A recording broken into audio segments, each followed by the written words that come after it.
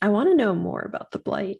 Like my understanding is that it has something to do with Shale Ghoul, the power coming out of it becoming stronger. That's why it's like spreading. Exactly. I mean, Okay, we cool. do we kind of talk about it with Lan. Basically, the he was the heir to the Malkir kingdom. Basically, the Blight is expanding, or it did expand and kind of overtook his kingdom. And that's why he is actually the heir to a kingdom, but the kingdom is completely consumed by the Blight. And I think we do see it. They kind of see the towers because there's 7 towers of Malkir that they do see. I think it's notable that like Nynaeve hears about this and is just taken aback. Like she's can't believe that not only is she super attracted to this guy, he's actually a lost king as well. Yeah, she's like, I scored, which also we need to backtrack. We find out that they're in love Right. and it's very cute, but also like very intense. Welcome to the Great Honey Podcast. I'm Maya, the Amerlin Bee, I'm Marcelle, the Gleeman. and this is a show where we talk about all things Wheel of Time. If you're joining us from YouTube, please give us a thumbs up and subscribe and leave a comment so we can chat. So we are discussing Eye of the World, the end of the book. We're finally there. We're going through chapters 44 through the end. Um, this is like one of the parts of the book I think that sets it apart from other fantasy books, particularly this next chapter that we get into, the ways, and discussing how that plays out because it's one of the elements of this book that makes it kind of like almost pseudo horror because this the ways is kind of like super creepy and really it kind of makes you think about this sort of imagery of the I don't know this sort of I don't know evil and like the darkness, and you really start to get a sense of that in this in these chapters. But but yeah, what do you think about this, where we left off from the last episode is where we kind of decide that they need to go to Fal Dara, and from there use the go through the Blight to find the Eye of the World, where you know they essentially decide to go because they can't stay in the city and in Camelin, and they need to flee, and the only way to get there is through the ways. And I really think the thing that they are imagining that they find there is, um, I guess, just the sort of the pattern leading them or guiding them there, and so they just hope what they find there will be the solution, the way to beat the dark one at his own game, I guess, in a way. Yeah, it's very strange because like it's such a big diversion from what the original plan was when they Yeah, first left Emmons Field to go to Tar Valon. So you're kind of just like, okay, so we're going to this other city, and there's something called the Blight, and it's like on the edge of the continent that they're on, and you're like, okay. And so yeah. then they open this door with like some leaves, and I'm like, I still have a hard time picturing what the Waygate looks like. Is it like stone, sort of what they did in the show, or is it? I don't know, the way they describe the leaf, it almost seems like a real leaf. So is it Right. like a living, almost I like think tree and stone combination? I think so, and it makes sense because the Ogier are known stonemasons, and they also work with they revere trees, and so I think it's a combination. Though in my mind, I can't really remember if the door itself is wooden or if it's just the structure around the door. But but when you place the key, which is essentially you remove one of the leaves and put it into another spot, the tree kind of like moves a little bit and the door opens. Um, which it's kind of like it reminds me of, I don't know if you've ever played Skyrim, but they have Playing these right like now, actually. okay, it's so there's like these like fortresses you find, And like inside there, you usually have to do like a little puzzle or something to open the door to go in and get like a treasure or something. It's like a side quest almost. I feel like this has always reminded me of that because it's so different from the show. Because it's in the show they have these two like pillars that like Moraine channels to open. Here it's no channeling required, and it's more of like in a dungeon. At least this first one in Camelin, because it's buried underneath like a building. But or it's just I guess it's just like in a warehouse of a building. But yeah, or like the basement. Yeah.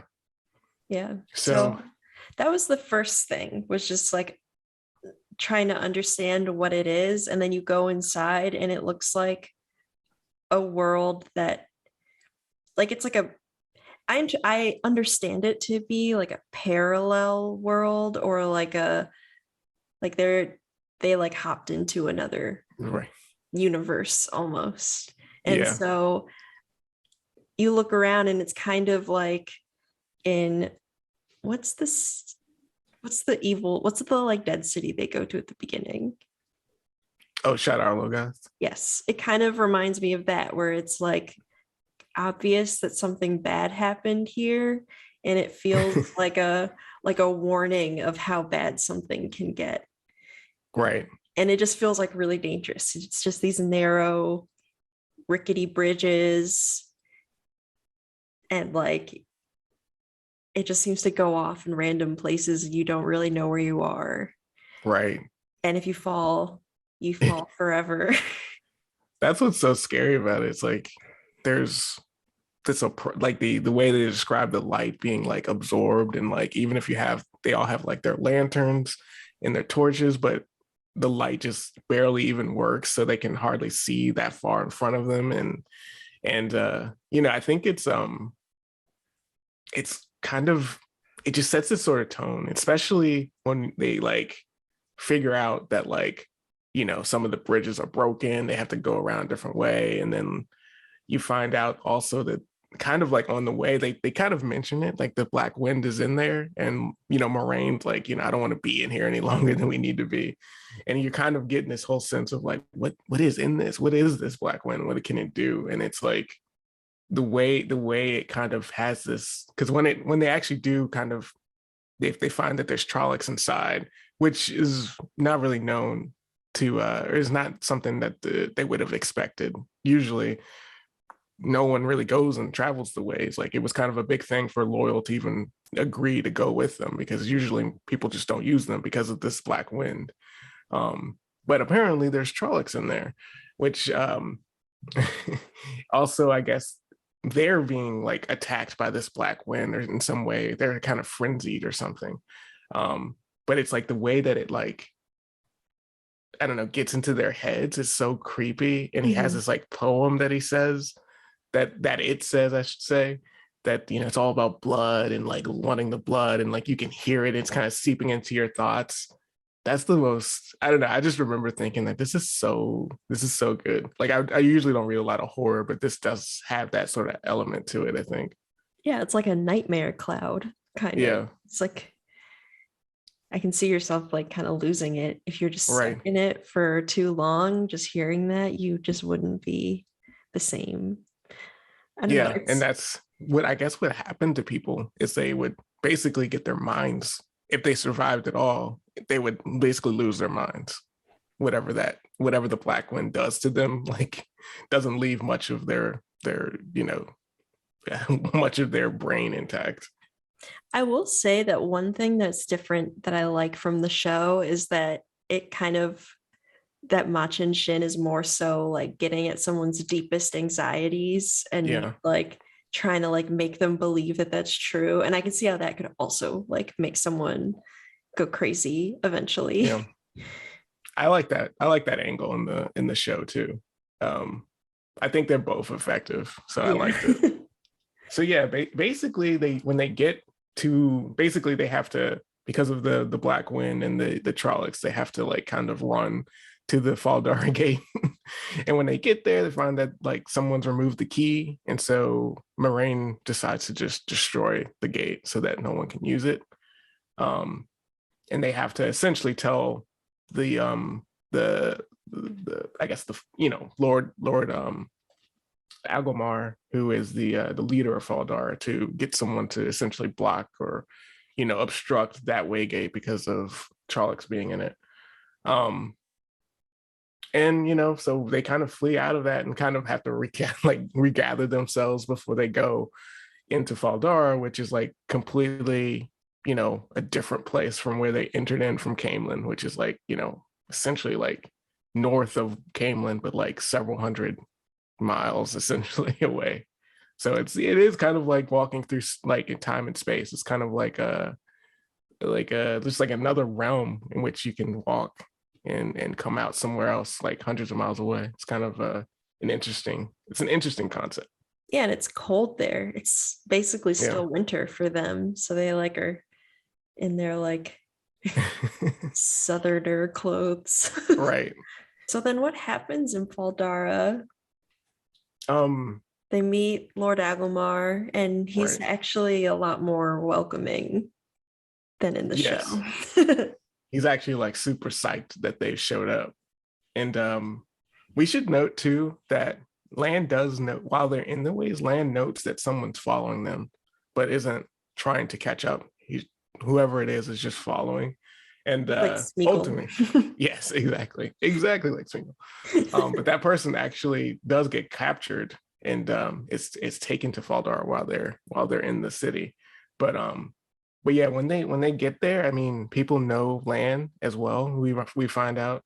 Not only does Lord Agomar, know both Lan and Moraine, he seems to have it seems that Lan has some sort of connection to Fal Dara, or at least he's really notable there. Everyone calls him Daishan, and they talk about the golden crane and whether it's been raised. I think Lord Agomar asks if he's raised the golden crane, and Lan says no.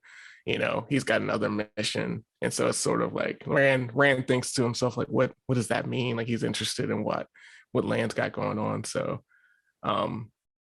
but, basically, I think Lord Agomar essentially says that we are, I guess, facing like, a mounting sort of attack from the gap, which is, essentially separates. The gap is like essentially like a passageway that can lead into the Blight, which the shadow spawn usually attack from, and apparently forces are gathering there from the shadow spawn, so they're preparing for a big attack, and they kind of think it might be like last battle-esque sort of attack, and they hope that Lan and Moraine are there to actually help, and it turns out they're not. And they're like, sorry, we're just passing through. Right. And then they're just like, okay, good luck. Right. Like, it's funny, I always think about this part where Lord Agomar, like, finally he's like, fine, I guess you guys really aren't going to help me, which is kind of crazy because I think this is going to be the last stand for us here. But he's like, at least can I send you with some of my finest like warriors? And they're like, nah, we got Lan, and like we got a few like of these like sheep herders and like a couple of they're all tall and strong. I know. It's like, I mean, you sure you don't want to bring some other people with you? They're just like, no, this is good.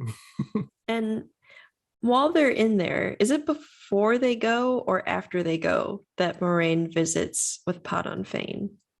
It's before. So yeah, while they're there, they capture Padon Fane trying to sneak into the city, I believe. And they basically take him down to the dungeon, and Moraine interrogates him. Moraine and Lan interrogate him. And so it does seem like he was the one that was following them.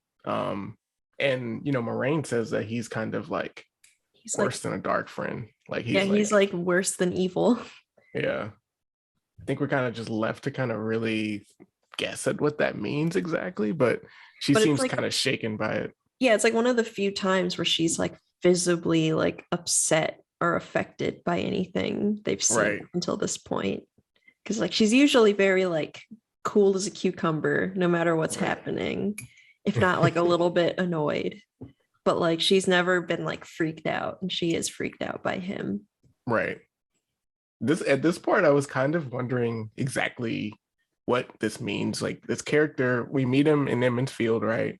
I think we also meet him in it's either Camelin or one of the other stops along the way, where Rand sees him as like a he's peddling stuff there, and like I think he runs into to Rand there, and it's like if he's following them through the ways and like now into Fal Dara, like what is this game? Like I didn't really get it. He got caught, and I was like, okay, this maybe is the big baddie. I don't know, but then they kind of leave him in the dungeon.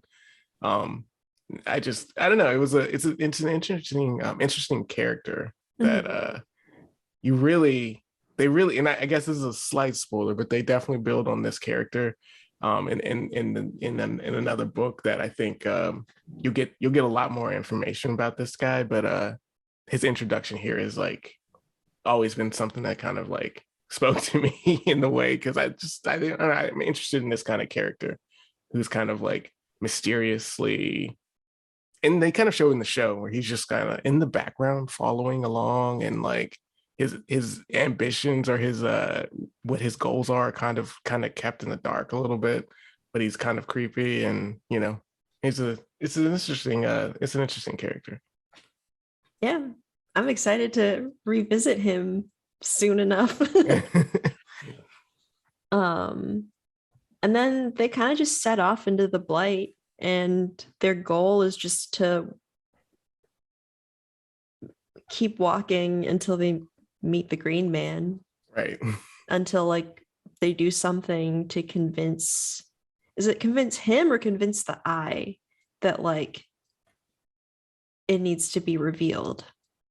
So yeah, essentially need is kind of what they need, or is what they use. Like the people who search for the Eye and truly need it are the ones that find it. I think we say that Moraine has actually found it before, and usually only a person can find it once. So it's questionable whether Moraine is clearly just she's just trusting in the light here, or in the pattern itself to allow her to see it again, because she expects that this will just work out in this way, even though it seems kind of like, when I'm thinking about it, and it's just like the guys, they really don't know what they're doing, why they're going here exactly. They know that like the Dark One's after them, but literally they've been kind of told this is an impossible journey. Not only do you not have enough people, like skilled fighters, you have land, but that's just one person. You're going into the Blight. All these people are unfamiliar with fighting in the Blight or what that might mean. And we're going to a place that you can only find once with someone who's already found it. And also like, what are they going to do when they get there? So it's kind of like, it's weird how like they don't really spend a whole lot of time. At least Rand doesn't think there's much of an option other than to do this, but it does kind of, if you think about it, it just seems like putting a lot of trust in Moraine here with very little information. Yeah.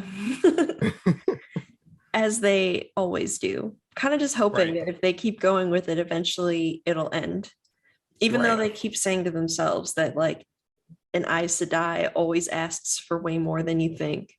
Right.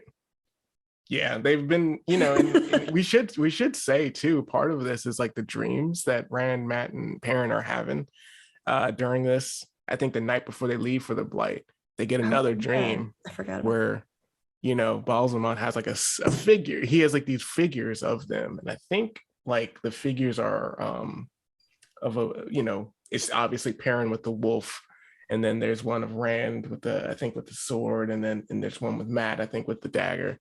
And like, he doesn't, essentially the I guess you can call him the Dark One or Balsamon, doesn't know which one of these three that he wants, but he knows it's those three, and they all have this dream, and he's telling them, you shouldn't trust Aes Sedai, and like the Black Aja is something that I, have spun into existence, and they're working for me, and how do you know you can trust this person? It's like there's so much doubt in being sown in his mind. Is he like trying to insinuate that Moraine is of the Black Aja? I think he's just trying to say that she could be, or that she's not to be trusted either. Like they're all either part of my group, or just out to destroy you. Either way, you should just trust me, me, the Dark One, because I can give you all this power if you do. But Rand, and I'm assuming Matt and Perrin do the same thing, but they do this "I deny you" thing, where Yeah. they basically just shout, "I deny you, I deny you," and that apparently, like, gets him to essentially leave them alone, or at least they can get out of the dream that way. But Rand does try to like destroy those figures and gets like a splinter in his hand in the dream, and then when he wakes up, he has that splinter. So it's like another indication that these dreams are more than just dreams. But Oh God. Oh balls, Amon. So creepy. so creepy. He's got the fiery eyes and like, always sitting in front of that fireplace. And then when they eventually get to the eye of the world, it's because they're getting attacked, right? Like it's Trollocs or a Murdral find them and they're Right. like being chased. And then they just kind of like suddenly are in this beautiful green peaceful glen. Right. It's like I think not just I don't know if it's just Trollocs and Phage, but I think there's also like this thing they call a worm, which is like Oh, essentially like the things from Dune, but like more smaller. tentacly. I think smaller, probably smaller, but not by much. But like I don't think we actually get to see it here, but there's like indications of like the Blight just has like these weird sort of creatures here that like Land like has these names for because he's so well experienced in fighting in the Blight that he knows like the trees themselves in the Blight actually will fight and like grab and like choke people to death. And also there's other like shadow spawn creatures that live out there too that like I think towards the end all start like attacking them and like Lands like if we run up on the top of this mountain, what's up there is so like dangerous that this stuff that's chasing us won't come. And it's like that's when they find the green man's like place or the eye of the world. But it's like right as they basically have no hope and they have only the need to find the place, which is why I guess it works, which is an interesting concept with this place. But Yeah. it just only comes when you truly need it. So they had to actually be truly without any other option. And that's the only way they would have found it, I guess. I guess I didn't. I completely missed the worm, which is funny because I feel like every good fantasy story needs a worm. Yeah, just a giant, like, gross worm thing that will devour you. If Everyone needs I at least one. if I write a story, I do plan on putting a worm in it just because I feel like it's like a classic. I kind of wish they would have shown some of the like stuff in the Blight in the show. I hope they like figure out a way to put that stuff in there. It'd be fun. Yeah. I almost wonder if that's part of the like COVID rewrites. I doubt it. Yeah, I don't know. I think in some ways it was. I don't know if they always intended for in the show for the trees to look like the way they do, because it's more I like in the like behind the scenes thing, they had a like rainforest or like jungle location. And so I think they okay, were gonna like act in this like jungle, but then they couldn't travel, so they okay. built a jungle. So I mean, I like the way that it looks in the show, but yeah. definitely it's a lot different in the. I think the way they describe it in the book seems like more barren and like and less like I don't know. I guess in the show it looks like it was like a jungle or something that just had rotted over versus like sparse, sort of like desolate looking. Yeah. I want to know more about the blight. Like it's like my understanding is that it has something to do with Shale Ghoul Hmm. and like the power coming out of it becoming stronger, right? Right. And Yeah. like that's why it's like spreading. Exactly. I mean, Okay, we cool. do. We kind of talk about it with Lan. I think we kind of started to talk about it, but Lan is basically he was the heir to the Malkir kingdom, which is one of the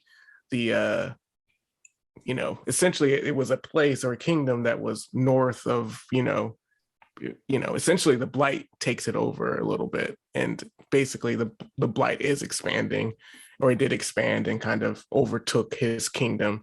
and that's why he is actually the heir to a kingdom, but the kingdom is completely consumed by the blight. And I think we do see it. They kind of see the towers, because there's 7 towers of Malkir that they do see Mhm. as they travel. And I think it's notable that like Nynaeve hears about this and is just taken aback. Like she just can't believe that not only is she super attracted to this guy, he's actually a lost king as well. Yeah, she's like, I scored, which also we need to backtrack because they like we find out that they're in love Right. and it's very cute, but also like very intense. Yeah. It's like, I don't know, did you pick it up on your first read through? I didn't, full disclosure. I did kind of just because like Lynn sounds really attractive and Nynaeve is just like so stubborn. And then like Yeah. him like not putting up with her, I think like caught her off guard in like a Right. weird Right. way. Like that he like kind of like met her where she was. And like Okay. she would I like kind see. of like blush a little bit at things he said. So I picked up on it and I kind of just was like, the first book is kind of dry with the romance. So Yeah. I guess I didn't see it. I mean, I definitely picked up on it on rereads, but yeah, that when they kind of confess their love to each other here, I was just kind of like, man, I really missed this. I didn't see it at all. the thing that took me off guard was like Lan's intensity when he was like, "Yes, I love you too," and then he like basically like immediately starts talking about marriage and stuff, Right. and I'm just like, So yeah, well, just chill out, man. and it just seemed like he like didn't realize that Nynaeve had a crush on him, or if he did, he was like ignoring it. So Right. like when he does kind of be like, "Yes, I love you," I was like, that's weird, I but so I that's love that cute. like Randos is like as clueless as I was. Like he just like had no idea. But apparently Egwene kind of knew what was going on. But yeah, it's definitely a it's an interesting dynamic because Lan has obviously his obligation to Moraine as her warder. But I think we find out later too, where Lan kind of hesitates in who he protects once they are actually in the eye and get attacked. But I think it does set up that pretty well. And I think on rereads, if you pay attention to those Nynaeve chapters and like the interactions between Lan and Moraine and Nynaeve, I think you can definitely see it's there. Yeah, I think Maureen can definitely tell as well, and that's like part Yeah. of why she argues with Nynaeve as much as Nynaeve argues, because I feel like usually she would just ignore or like pretend not to like hear. It's like she was getting Yeah. yelled at by Rand all the time and didn't really seem to care. And Yeah, so she seems to be particularly like unable, like not really, cool with the way that Nynaeve treats her. Or yeah. like she's just done with it at a certain point. So let's see. All right. So basically, after that, after they, basically run to that peak that Land points out, they end up in the Green Man's like sort of zone, which is just like, Loyal's dream like home. Essentially. There's like green trees everywhere, everything's like curated, it looks beautiful, and like of course the blight dissolves around them. It's kind of like a dreamlike sort of world. And the Green Man himself is there, which, you know, it's very, again, another like Tolkien sort of reference here, a little bit of a nod to like the Trents, I believe. But like, essentially this guy is like a huge tree. And he's kind of, I guess, similar to Ogier in a way, or he's related to Ogier in a way, or at least, Loyal has particular reverence for the Green Man. I don't know exactly the relation, but yeah. And I think it's probably the connection to the trees themselves that the Ogier have. Maybe that's part of it. But And like yeah. the Ogier, they can like sing into wood to craft things. Oh So yeah. like they have that like connection to nature where like they can like create things out of it. Yeah. Not in just like everyone calls the Ogier builders, but it's like deeper than that. Right. Yeah. It's like I think I think it's kind of like channeling in a way. I think only certain Ogier can do it. But yeah, the way they can sing, they can regrow things, particularly trees. But I think pretty much any sort of like plant life they can kind of regrow or create, which is kind of cool. What did you think about the Green Man on your first read through? Like, is it too much? I mean, mind you, as I'll say a million times, I was listening to it while driving. Oh yeah. So it was a little bit jarring because like I could tell there was like intense stuff happening and a battle and things were looking dicey and like Lan had kind of a okay plan to get them out of trouble, but it didn't really seem like it was going to work. And then all of a sudden Right. they were like in this beautiful lush place and I don't know, when I heard like the Green Man, I didn't expect like a literally like a big green man. I know, right? Me neither. And yeah, and like it was like very dreamlike and kind of trippy almost. Like I even in the second reread, it's so strange. Like Nynaeve and Egwene just like immediately are like almost like la la la, like they don't really Yeah. care about what's going. They're making like flower crowns and like Yeah, braiding I know, flowers right? into their hair, and Loyal is just like geeking out because he basically is like meeting like his like favorite celebrity.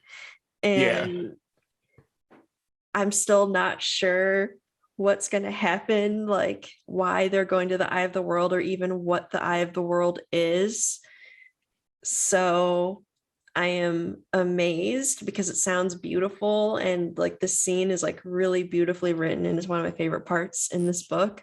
But at the Yeah. same time, I'm just like, I have no idea what's going on.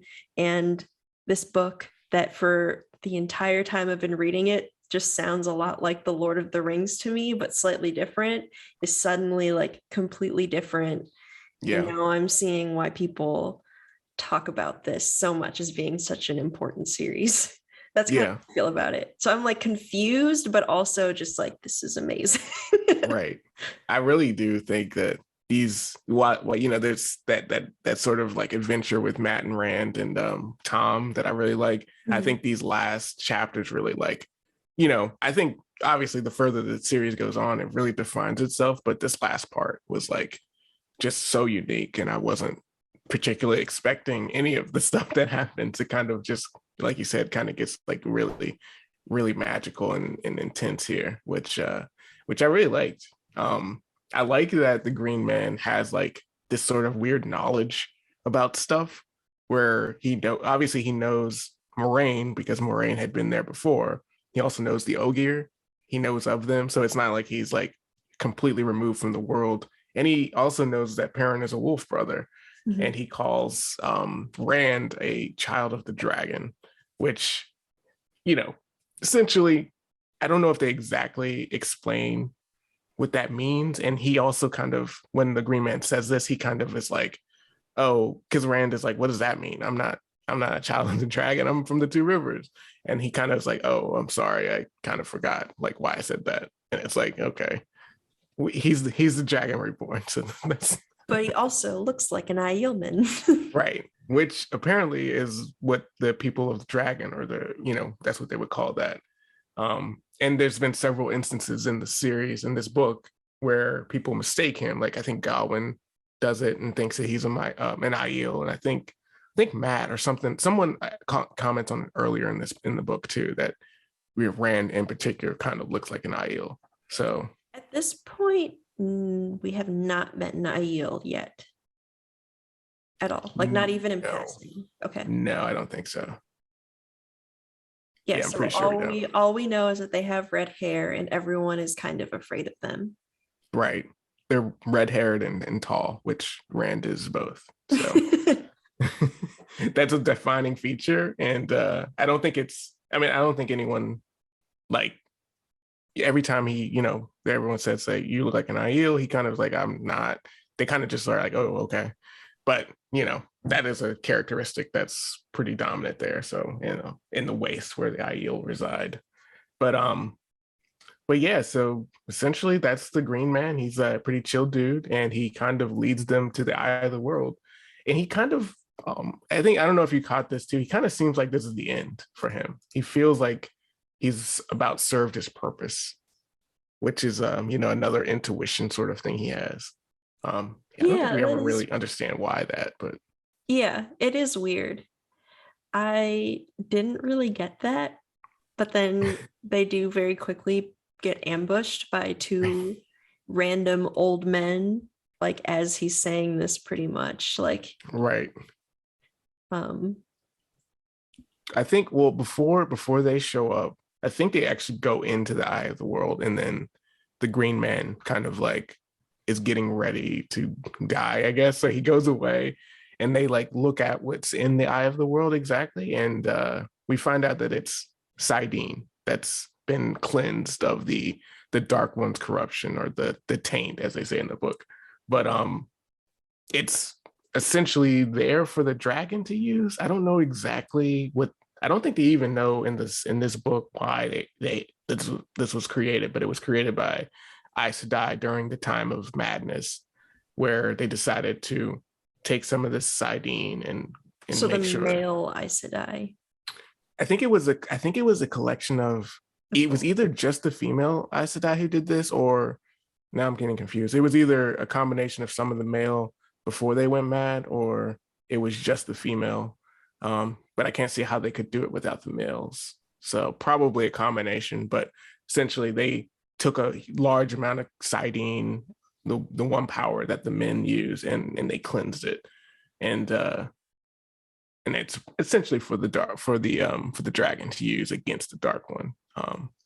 And I think they talk about this, or at least Moraine tries to explain what this is, and everyone kind of like is still scared by it, like especially Rand, who's like trying to back away from it, like kind of frozen and paralyzed by what that means. And I think it's kind of this thing where it's like we kind of start to realize that Moraine, I mean, I don't know if you realize this at this point, but like obviously Moraine thinks one of the boys is the Dragon Reborn. I don't think she knows who it is the same way that but Balzaban doesn't know who it is. But she thinks it's one of them and hasn't really been able to say it yet, because what that means is probably it definitely is like probably the worst news you could get as a person in this world, because you got to go fight the ultimate evil and die Yeah. probably. I feel like also like knowing that you might be like standing in front of the Dragon Reborn is also bad news for you.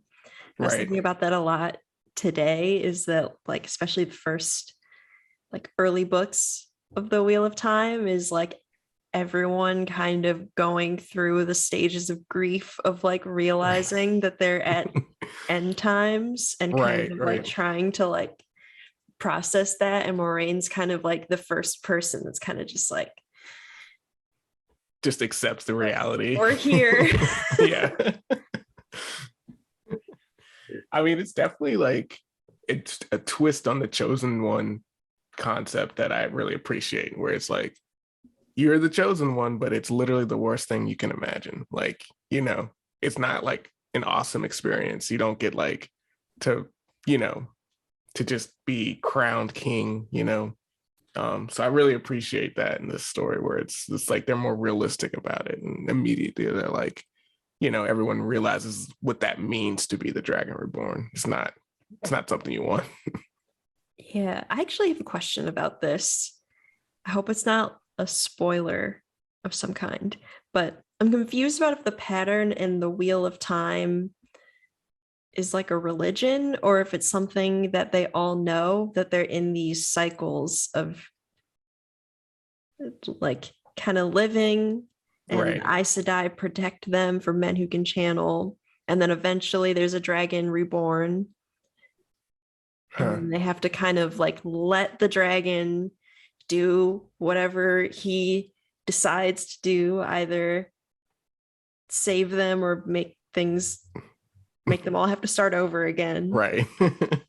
Like, is this like a religion, or is this something that they like know? Like, does everyone like know this and like think it's real, or do they think it's like a story? I think people like that, like particularly the main characters, like people who live in the two rivers or people who live, far away from, the, from civilized society.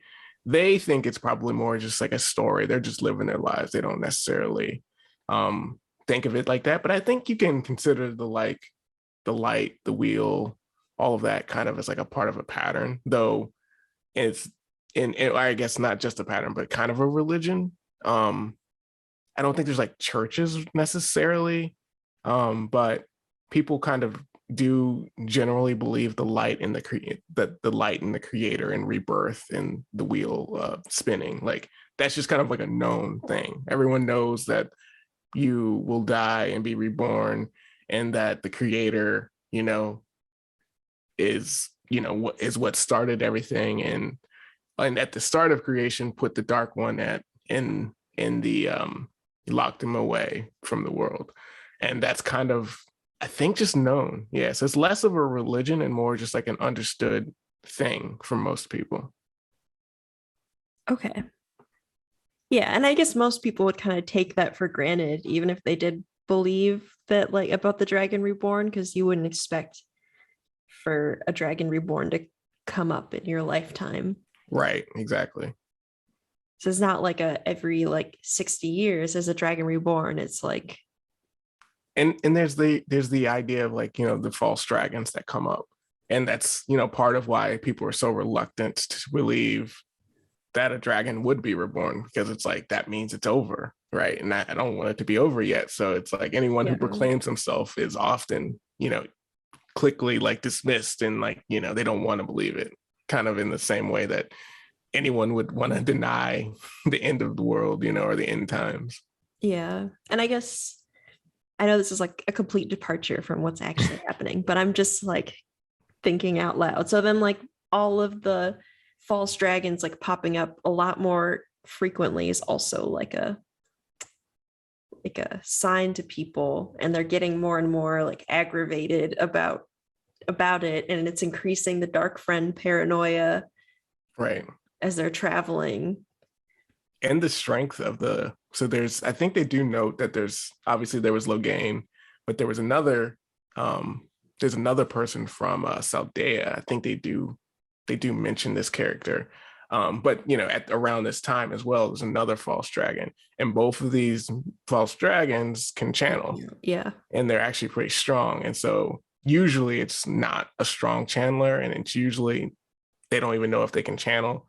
And the fact that they're so many, so close together, actually kind of indicates that there might be the real one coming soon. So it's another sort of indicator. So yeah. So they're in the eye. Right. And they're slowly, Moraine is slowly like realizing this is happening. Yeah. Or like knows it's happening and is kind of just like, cool, we're here. She's kind of just letting it happen. Like she kind of is just like, I'm not guiding this. I'm just following what's going to happen here, because I realize that I need to be here, but we don't exactly know what we need to do. I feel like from this point on, I should preface for everyone listening that this is like a notoriously confusing part of the book.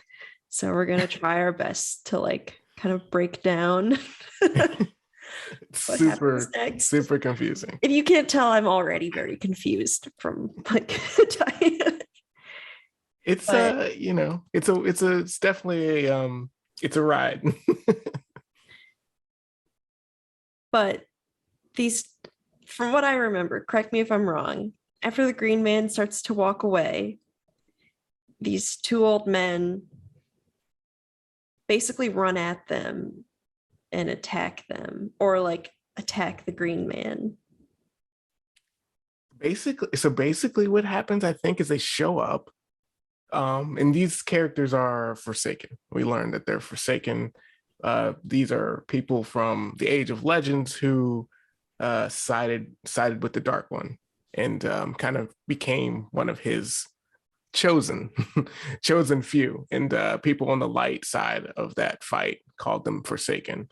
And if they were chosen by the Dark Lord, they consider themselves chosen. So it's a semantic thing. But And by But being yeah, they're chosen by the Dark One, they're also immortal.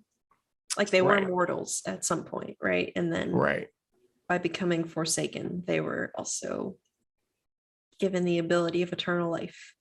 Yeah, anyone who can channel does have an extended life. Like they can live longer anyway. But yeah, I think becoming chosen or becoming a Forsaken gives you, I think, eternal life. I think you can live forever, which is why they are able to survive in that prison that they were trapped in. But apparently these two are freed, Agenor and Bathamel or Bothamel.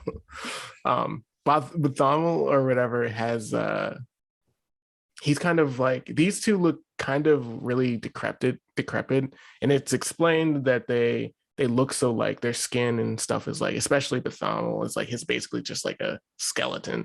He wears a Like the mask to Crypt try to, Keeper. yeah.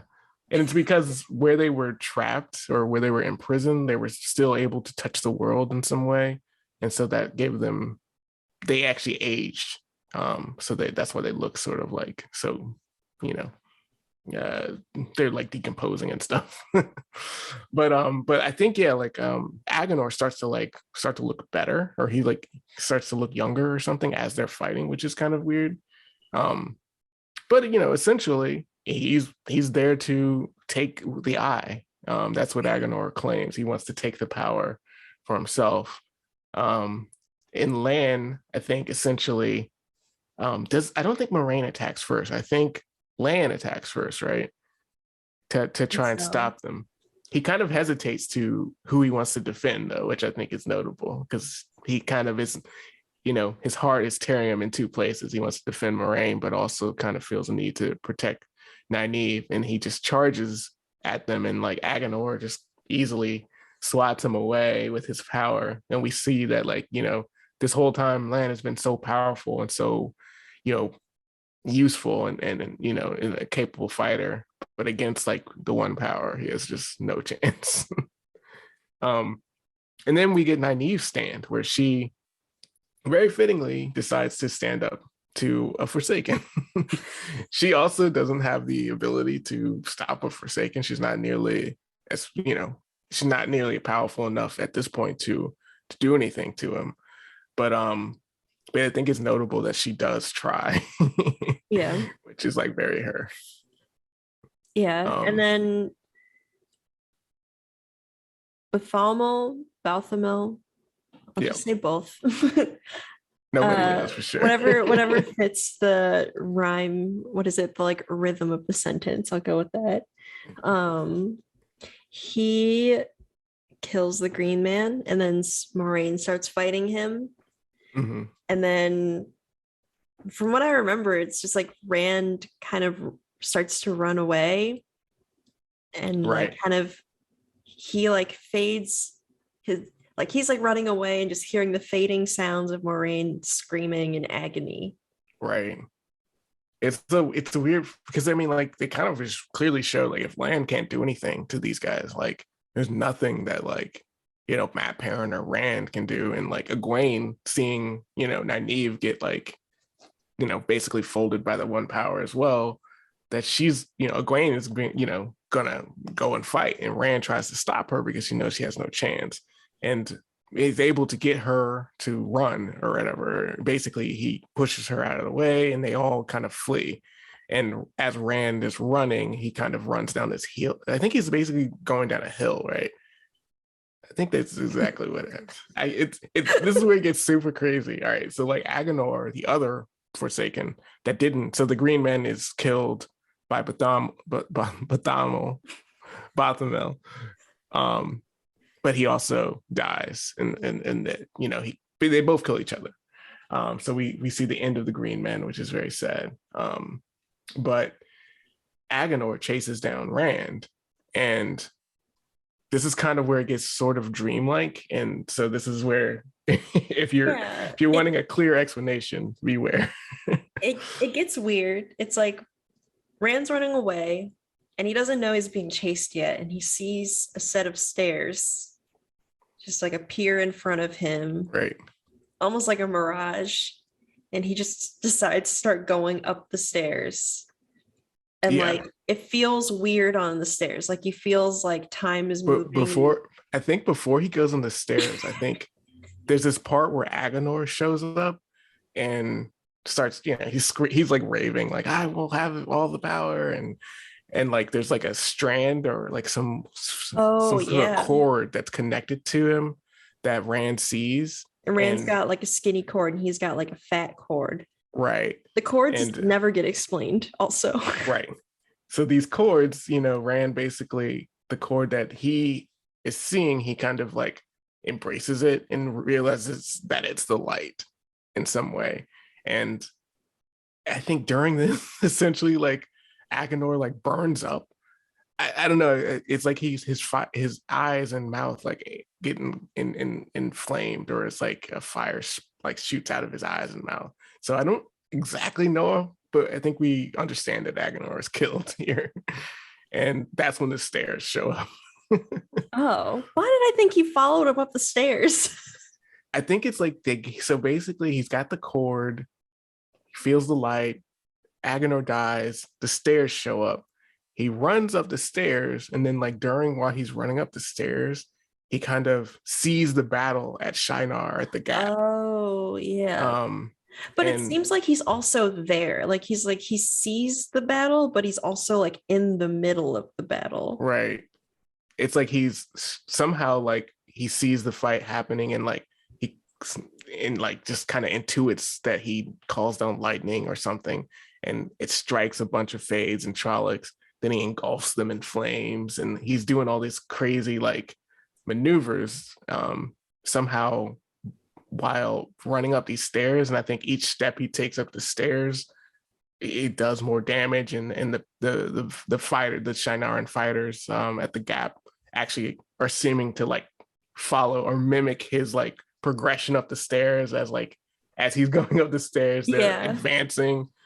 It's kind of all happening at the same time, and Yeah. Rand can't really understand, but he just is following this path essentially that's laid out for him. I described this before we started recording as kind of like time travel, Yeah. but I don't know, but not exactly. Like it's like, yeah, it's like it almost feels like he's like some kind of like omnipotent or like omniscient god like Yeah. figure for like I these thought moments. he was like becoming like a demigod or something. Like I honestly like was so like Yeah, intrigued it by this. reads like a myth, like how like I don't know, like such and such Greek god walked up a hill and swallowed a slug and got the power to like make A water. Thor. Yeah. It's like, yeah, he's kind of like he just is kind of doing things, and like stuff is happening, and it's just like, you know, as if you're playing a video game and just you're at the final level with all your powers and stuff maxed out, and you don't know how to use any of them, but you're just, calling them up somehow. Yeah, him having his ability to channel kind of like available to him, and Right. like he's like a master at it, even though he like only Doesn't know just what is he's doing. realizing that he like can channel. Right. And all through this, we've gotten a glimpse of him, glimpses that he can. And if obviously in a reread, and after you get to the end of this, you realize that it could have only been him, right? Because he was the main character, and obviously, there's evidence that he was channeling throughout the series or throughout this book, but it's kind of played down a little bit, so you can't exactly tell. But It yeah, this is seems like kind of it like was like up until like before then, it was like mild enough that he didn't even really realize what he was doing. right. I think Moraine kind of knew, because she puts it together. She talks about it afterwards, where she realized that like one of the times when she tries to heal the horses or give them enough vitality to keep riding, she didn't have to do that for Bella, the horse that Egwene was riding. And it seemed that Rand, with his deep concern for Egwene, had already done it. And she started to pick up on that, I think. So she knew in some ways that it probably was Rand. But but yeah, so he's just basically wielding all this power, running up those stairs, somehow beating the Trollocs and Fades at the gap, and then he runs up the stairs into the Is that, door. sorry, is Oh that why yeah, Moraine kind of tries to see if Egwene can channel I at the I beginning? don't Like, know. is that why she's like, hey, like, can you channel? I think it is that Aes Sedai can tell. I think Oh, particularly okay. female Aes Sedai can tell when So it wasn't someone can like, did channel. you heal Bella and not like I think she knew, realize but it? part of it is like it's super weird for there to be two people in a village that can channel, and also like for there to be three Taviran. So I think she knew like these people are all pretty unique. Yeah. That this is actually the case. So but yeah, I think she could tell. um but yeah, so I guess this is kind of where this part gets even more crazy, if you can believe. But he See, gets he gets to the top and there's a doorway. right, He and he goes goes inside. inside, and it's a surprise, surprise, back at the Dark One's like lair where he hangs out in front of that fireplace. And you know, he basically looks at him, and I guess he's kind of surprised that Rand's there. And Rand notes that he sees like a cord that's like coming from him as well, but this one's black, from the Dark One or Balsamon. And so he like, starts screaming, I deny you, I Are deny. these like coming out of their belly buttons or something? Or I like, don't know. I think I it's mean, I like, try not to think too hard about it. yeah, I know. It's kind of like, I don't think I think he says it's out of its back or some sort of connection to him, but So like just kind um of like a long slimy thing coming out of them. yeah. I guess if Mhm. you think about how the show does it, I guess it makes sense like in that way. When Moraine uses it, it's kind of like that white power like swirling around him. Um, and if you see the men that when Rand channels in the show, it's like kind of blackish. And I think it's supposed to meant to sort of symbolize that in a little bit. At least Yeah. that's kind of how I think about it. But um, it's I'm kind of full of really hard to think about. I'm full of dumb questions today. No, those are good questions. I think it's super confusing what happens here, and then like essentially Rand summons a sword of light or fire, and he uses it to strike the cord from the Dark One or from Balsamon. He's like he strikes it, and like I And think that like kills him. while this is happening, like the dark one is saying all of these like really messed up things. Right, He's like, I mean, I think it's all a lie because everyone calls him the father of lies, but he like conjures right, up like an image of Rand's mom, Tam's wife. So right, not necessarily his real mom. I don't know, but like right, his right, mom, and like tortures her in front of him and is like saying, she's trapped with me. And like, right. I do this to her all the time. And it's hard to tell if that's true or not, but it's like, he's like, keeps putting all of these things in front of Rand to try and tempt him to like take his side. Right, right. And like similar to the dreams, he's like, I deny you, or like, I won't do it, or Just that like childlike ignorance. I mean, but it's not ignorant. I mean, arrogance or not arrogance. What I mean, like stubbornness. yeah. He just basically, I think he's just like, this is the Dark One. I don't need to trust anything he says. Anything he's saying is a lie. He just really holds to that, and that's what gets him through the fight. And ultimately, it seems like he prevails. There's a lot more craziness involved, and I will say, uh, some of the stuff that happens does get explained. Some of Yeah. it does not. I don't want to ask too much about it because I feel like in a few books I'll ask us to revisit this. Right. I mean, there's a good video by Nameless on YouTube. He does it's a pretty old video of his, but essentially he goes over what happens in this, and you should wait until you've at least gotten into Yeah, I a started decent it part of the today and I was books. like, this seems like it's a full spoiler. So I Yeah, will. yeah. There's a lot of stuff that you don't want to necessarily have spoiled early, but once you get to a good point, I think he says where, you know, the spoilers go through. I don't think it's the entire series, but most of it is we kind of get explained in some way, or at least we can kind of figure out what's going on. But it again is just, you know, kind of very dreamlike for Rand, because it makes sense because he has no idea what he's doing or what's happening. So to him, it makes sense in that context, because it's he's just seeing it as someone completely alien to it as well. So Yeah. What's weird to me is that he is just like, I killed him. right. He cuts the cord and he's just like, he's dead. There's this part, so after he you know, wins this fight, or because he seems to have won it, he wakes up and, like, you know, obviously Agonor's like body is like destroyed there, and like he doesn't know anything. He can't really remember anything, which is like this weird Yeah, he thing can't where he even has like to, recognize Egwene or yeah, like Nynaeve or Moraine. He like looks at them and like it takes him like a bit of time to realize right, that like who they are and like who yeah, he and is.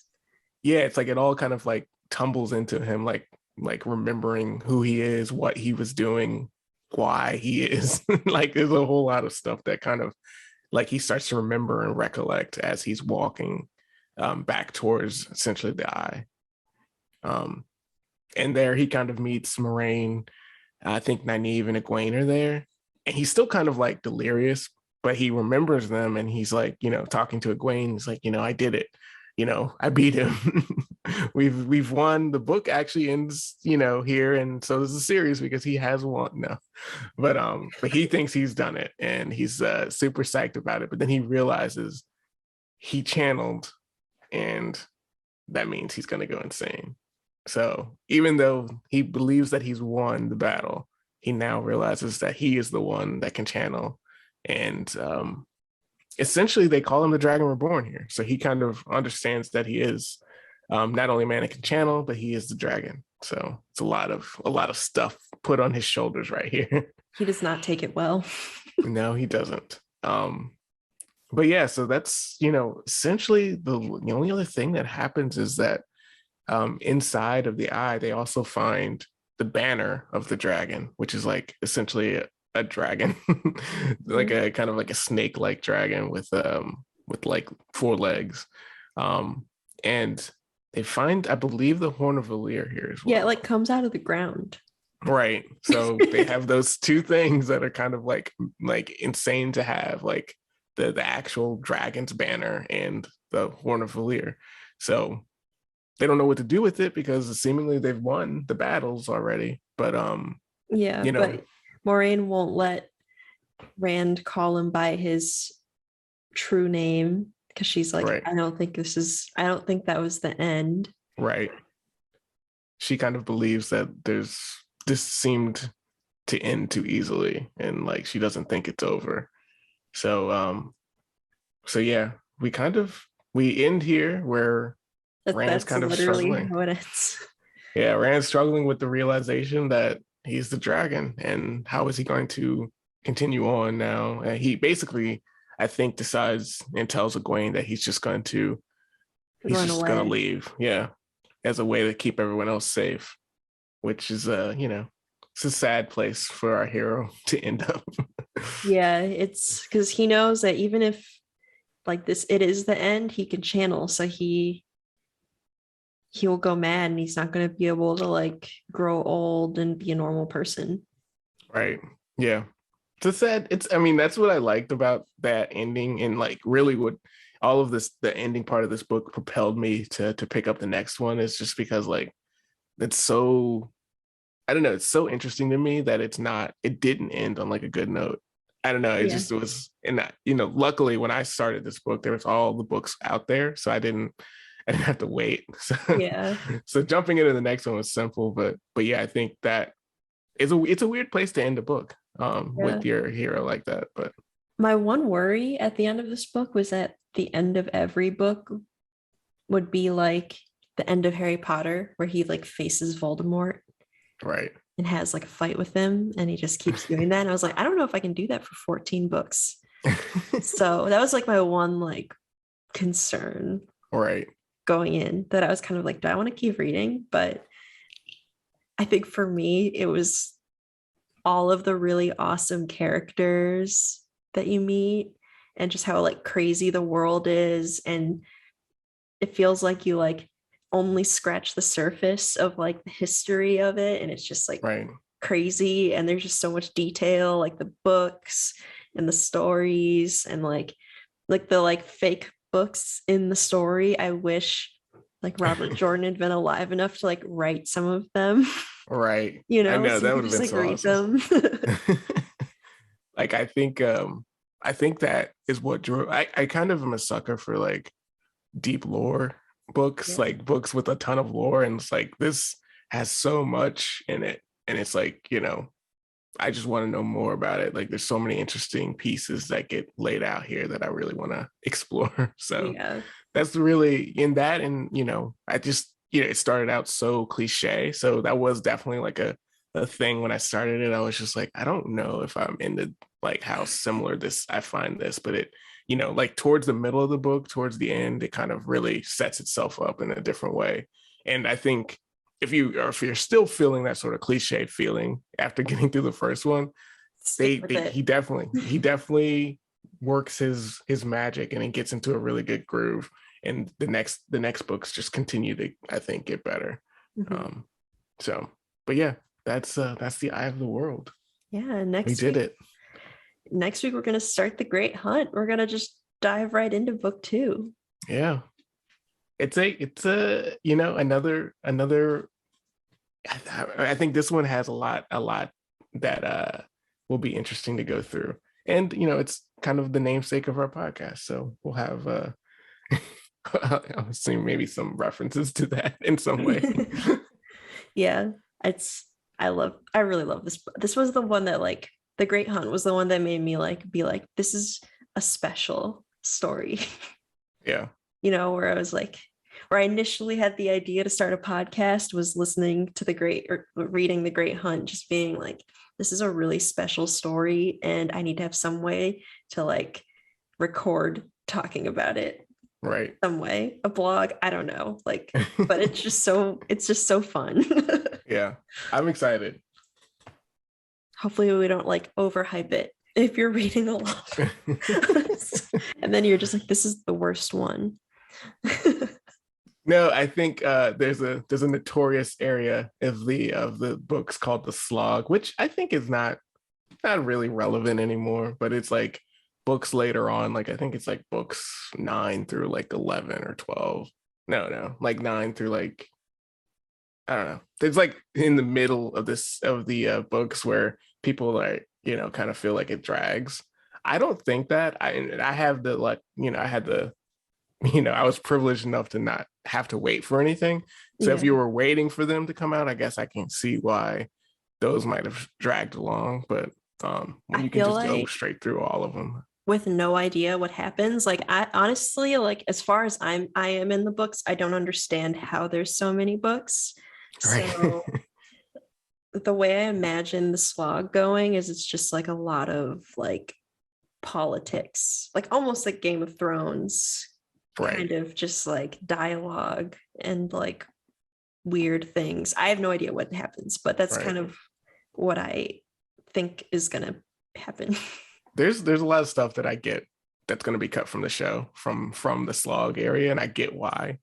But once you if you really start to like this world, you kind of, for me anyway, I just kind of enjoy being in it. And since I don't have to wait, it didn't really feel like a slog to me. It didn't feel like, something. There are notorious chapters that I hate that if we get to those books, I'll bring them up. But there's chapters that like really like I hated them, but that the kind of like were tedious to get through. But yeah, I think overall it's just a good experience. So cool. Well, I'm excited to get on to book 2 and talk about it because it's fun. I love it's just so fun. I won't get into it because we have to talk about it next week. Yeah. Thank you for joining our 7th episode of The Great Honey. Find us on Instagram. It's the 8th. Oh no. I didn't update it. Oh no. Oops. Okay. We're gonna like do this every time. Thank you for joining us for our 7th episode of the I'm tired. No, it's fine. I'm off the floors today, so I blame the fumes. Thank you for joining us for our 8th episode of The Great Honey. Find us on Instagram and Twitter as @GreatHoneyPod and The Great Honey on TikTok, and The Great Honey anywhere you can find podcasts, as well as on YouTube. So you can find us pretty much anywhere. And we'll be releasing new episodes every Friday-ish. Yep. Ish is very important. Yeah, be very generous with that ish. And until then, see you around. See ya.